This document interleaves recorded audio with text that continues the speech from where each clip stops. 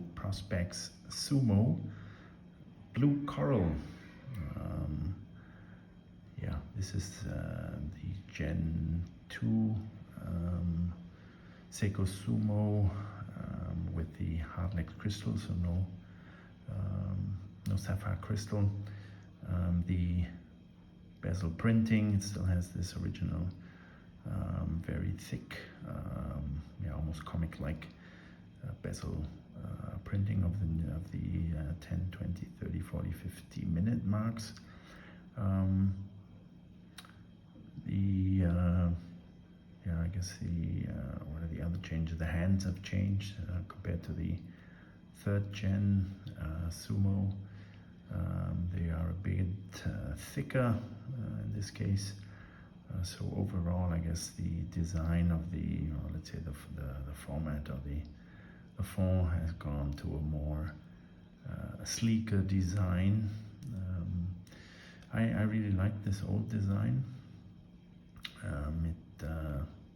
I don't know why, it's really quite magical, quite attractive, especially in this blue version. What I also like is the green, the emerald green version. Unfortunately, both are very difficult to get nowadays. The green one I've been chasing for a while, I haven't found it. So this one is produced 2018. So it's not a new model, been around for a couple of years, and as you can see, I mean, this blue is just yeah, it is a very satisfying blue sunburst fume kind of dial. You know, depending on the reflection, it just has a very deep blue. I guess if you've ever dived, you know that that would be the kind of blue that you see in certain depths of water. So it is reminiscent of a really good, let's say, visibility dive.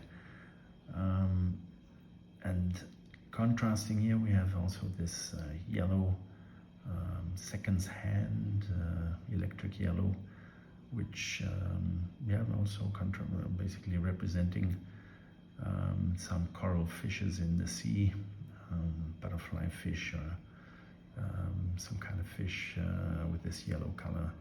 So it really is a typical marine underwater kind of theme here.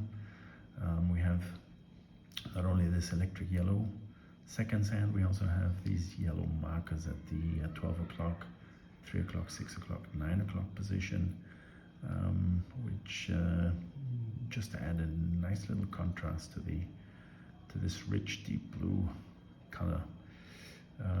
The hour markers are round for the Sumo, so it's basically, I mean, the watch case is round, the hour markers are round, so that is a nice, yeah, harmonious kind of design feature. The Lumibrite, the Seiko proprietary Lumibrite, is applied thickly on the hour hand, minute hand, and also on the hour markers. Yeah, very nicely applied with these metallic ring around the Lumibrite. Looks very clean, looks really well defined, nicely done there. We have a date window which is framed.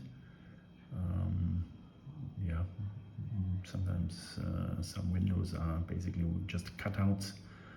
This is a nicely framed one. Sometimes we have these metal inserts. So here we have a nice frame. I guess that's okay. The bezel is a 120 click unidirectional bezel. We have a lume pip at the 12 o'clock position, and a nicely a coined edge for the bezel in this semi-submerged kind of design, and here you can really see that beautiful polishing on the flanks with a slight brushed bevel separating top and bottom. So I'm not sure, we can't call it Zaratsu polishing, that is Grand Seiko, but it's yeah, more or less a similar technique, and the Sumo case really shines with that, yeah, with that beautiful polishing, mirror-like polishing. We have brushed case upper side, and here again on the other side we also have the this banana design. I guess you can see a banana there with this beveled edge, and this downward bending of the profile. Amazing, the brushing. It is really, yeah, mirror-like, no doubt. I mean, it's not distortion free fully, but that is really a highlight, and it's always nice to see that on your wrist. We have drilled lugs for easy exchange of bracelets. In this case we have a stainless steel bracelet with a folding clasp. Actually this is just a stamped clasp, so not a milled clasp unfortunately, but yeah, that's the standard Sumo clasp.